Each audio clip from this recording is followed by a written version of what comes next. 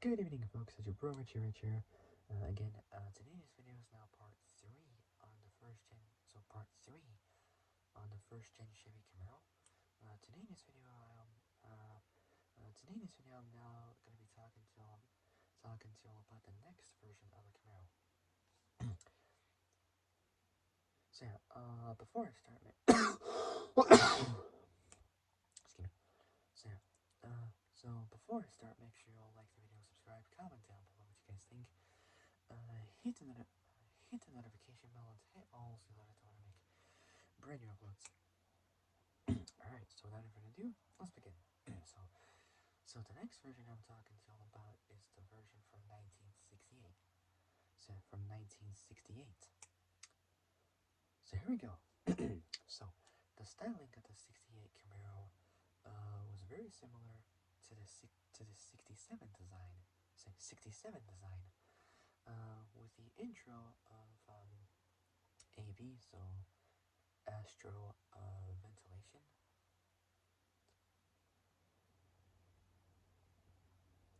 So with the intro of astro ventilation, a fresh air inlet or air intake system. Sorry, a fresh air intake system. So air intake system. The side vent windows were deleted. So in other words, they were removed. So removed. Side marker lights were added on both the front and rear. So front and rear quarter panels. Oh, not quarter panels. Sorry, both the front. So on both the front and rear. So the front and rear fenders. As part of safety requirements for all 68 cars. So from 1968. So for all 1968 vehicles. So 1968 cars. It also had a more pointed both front grille.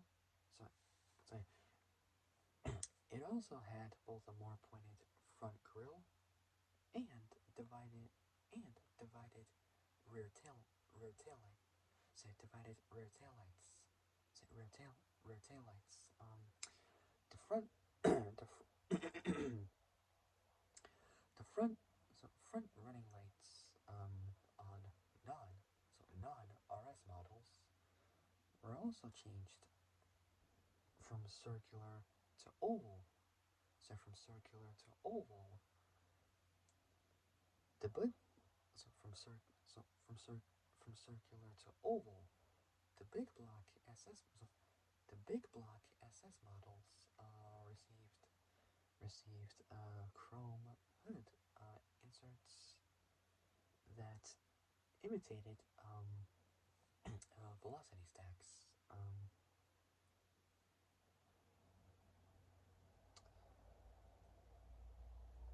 So if it doesn't know what velocity stacks are, it's basically a typically flared parallel-sided tubular device fitted either individually or in groups, so like groupings, to the entry of an engine's air intake. So of an engine's air intake system. So air intake system to smooth high-speed airflow and allow engine intake. So intake track tuning to incorporate pressure pulses created by its internal components. Velocity stacks can be on different. So velocity stacks can be of differing lengths and fitted to be both of differing lengths and fitted to both carbureted and fuel injected engines. They're not to be confused with the similarly shaped sound producing pneumatic air horn. Then we got also the function, so you guys would know like how it works and all that stuff. So the velocity stack is designed to allow both smooth and an even entry of. So to allow both smooth and smooth and even entry of air at high velocities into the intake tract, with the flow stream adhering to the pipe walls, known as laminar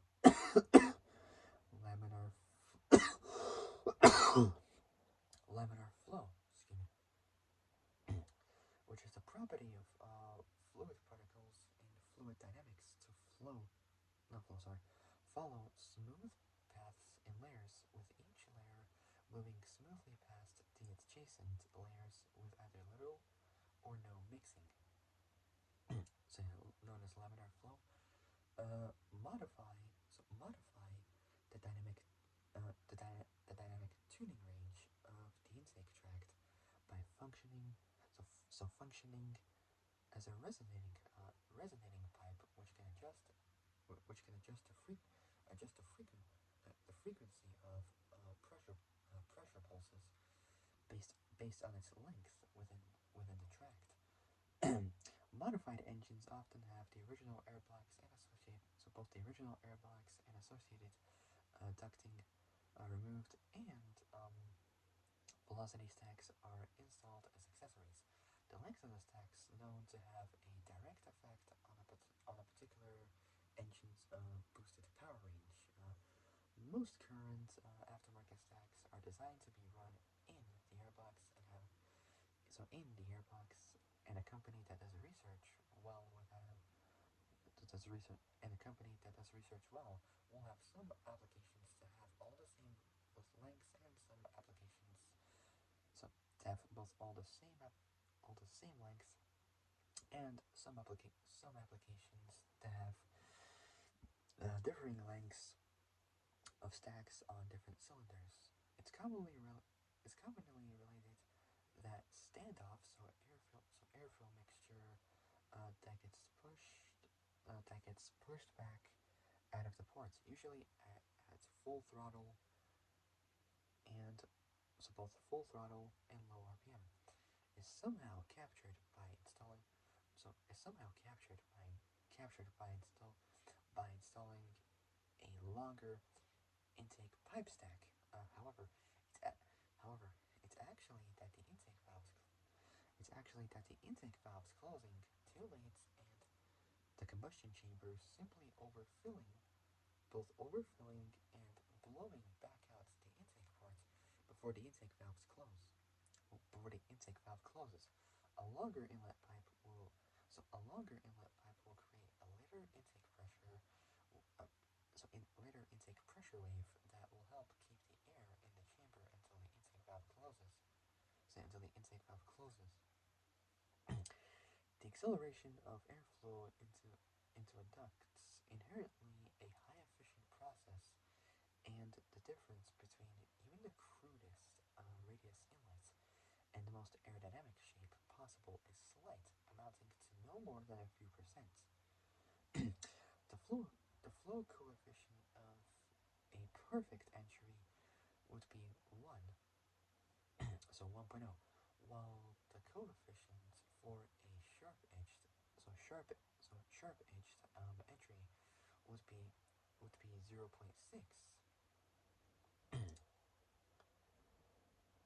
So 0.6 would also be like the time that Alexis LFA would ride from idle to like 6,000 or 9,000 RPM. I can't remember. In 0.6 of a second, which is fast, because a standard rep counter could not just keep up at all. So, anyways, back to the the Camaro and like the velocity stack. The flow coefficient of a perfect entry would be 1.0, while the coefficient so coefficients for a sharp edged entry would be 0.6, and a re-entrant plane pipe 0.5. So 0.5. In practice, these latter types of entry are never used for engine intakes. There's always some attempts to provide some radius at the entry. This means that total engine airflow would not increase, wouldn't increase by the amount suggested by these figures, which apply only to the entry alone itself, as the inlet end is never at the smallest or the most restrictive part of the system. So restrictive part of the system, because the greatest losses to flow. So because the greatest losses to flow occur near the valve seat, actual so actual overall gain from actual overall gain from any improvements of the entry flow would be would be much less. In the real world, on a high RPM IRIC engine, using a minimum amount of inlet radius gives the best wave strength. So gives both the best wave strength and the power boost of 2 to 4% over a 3,000 to 3,500 RPM or 3,500 RPM range. Using a larger radius, like 3/4 or 75% of it, broadens out the resonant pressure. So the resonant pressure wave RPM range. Say the resonant pressure wave RPM range. But the compression boost. So but the compression boosting pressure wave. So but the compression boosting pressure waves greatly both diminished and almost unnoticed. So unnoticed, like never noticed by the engine. So back to the Camaro. So the big block, the big block SS models received chrome hood inserts that imitated velocity stacks. So velocity stacks. So you now know what it is. So both velocity stacks and low gloss black rear taillight panels. So low gloss black rear taillight panel. The rear shock absorber mounting for the suspension was staggered. So it was staggered to resolve wheel hop issues. I think it's on like when the wheel bounces a lot. I don't know. So to resolve wheel hop issues, and higher performance models received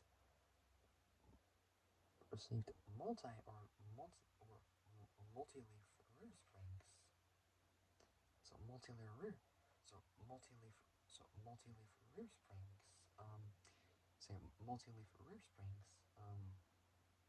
Instead of single leaf units or just single leaf springs. A 6.5 liter. Sorry.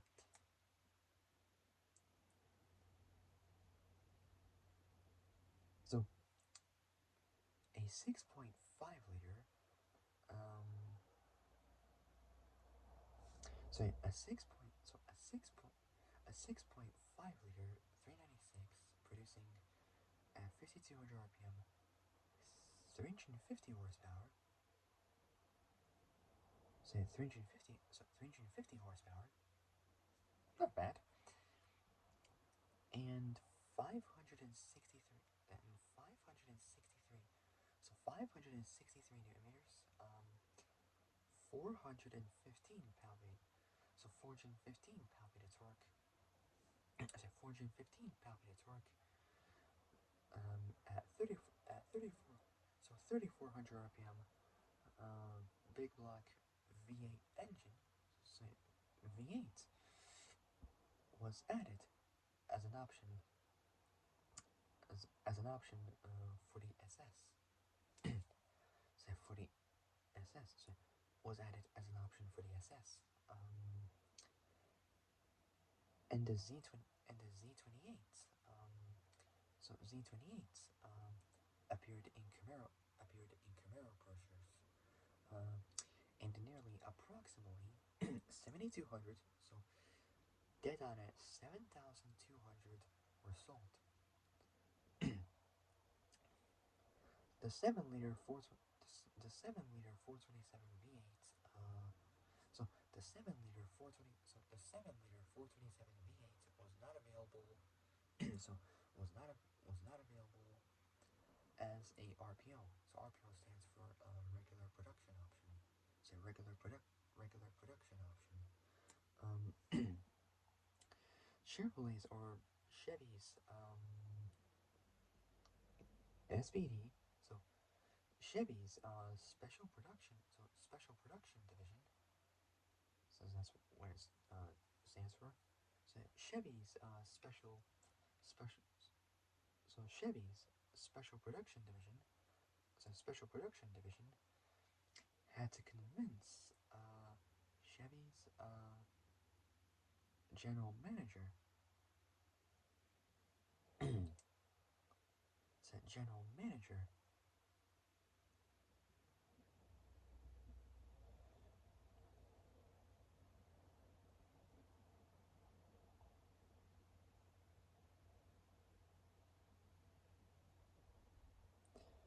the general manager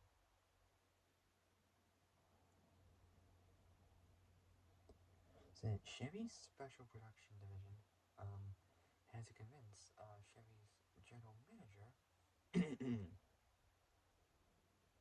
Pete Estes. And it's spelled Estes. So Estes, his last name. So Chevy's special production division had to convince Chevy's general manager. So general manager Estes. So convince Chevy's general manager Pete Estes. But the general manager only drove convertible cars. And the Z28 was never produced. And the Z28 was never produced was never produced as a convertible. So never produced as a convertible.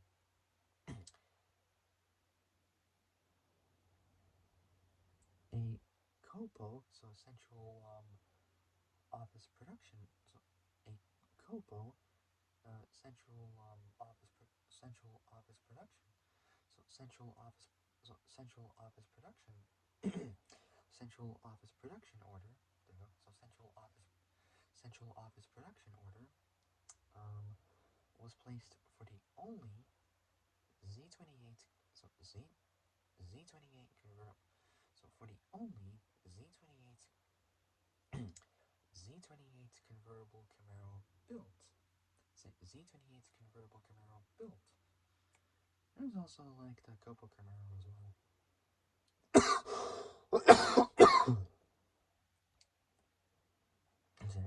A Copo central office production order was placed for the only Z20 only Z28 convertible Camaro built. The car the car was parked the car was parked in the so the car was parked in the executive the car was parked in the executive garage which Pete Estes had access to. Upon driving the car, he promptly approved promoting the Z28. A 68 Z28 so a 68 Z28 Z28 competed in the 1971 or 71 BSCC, so British Saloon or just sedan car championship, or British Saloon car championship at Crystal Palace. There's also a team, like a football team as well, Crystal Palace, in a three-way battle for the lead. So three-way battle for the lead.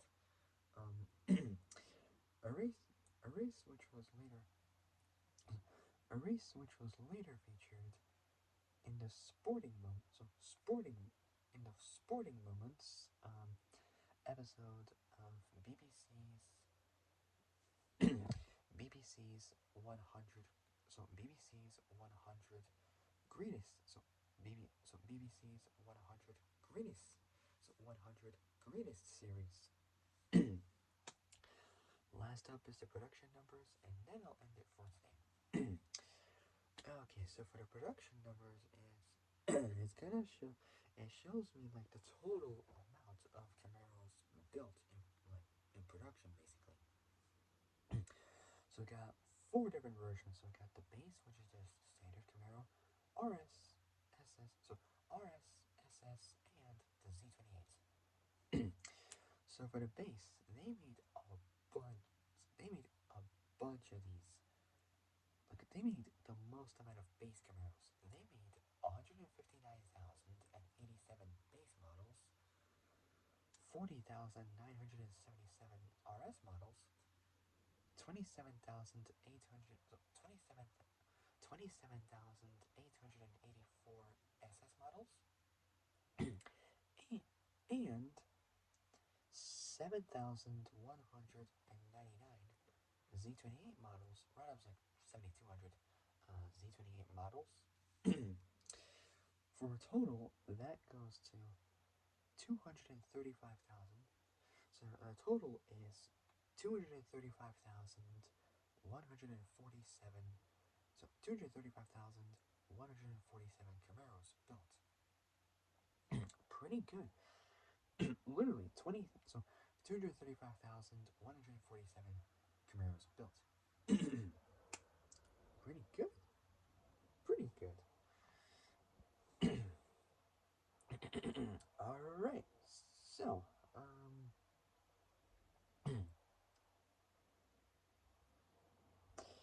all right. So that's gonna wrap it up for today.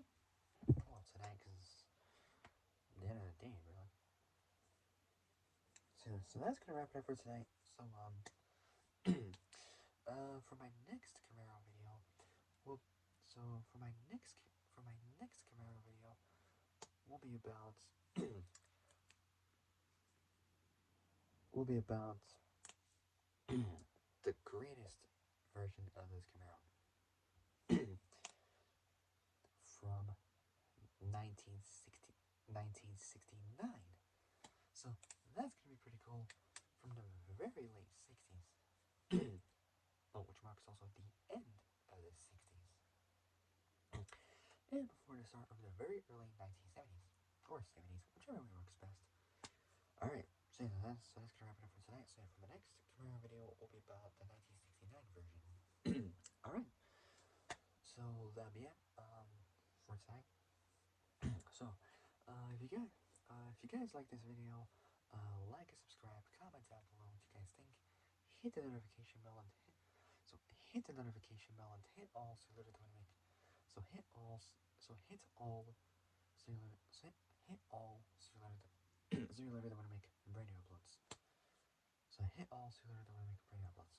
All right. So that'll be it. I gotta go. I'll see you guys soon in the next video. But until then, stay safe, have a great evening, and have a great day tomorrow morning. So stay safe, have a great evening, and have a great day tomorrow morning. And I'll see you guys soon in the next video. So take care, folks. Stay safe out there. I'll see you guys soon. Good night. Good night.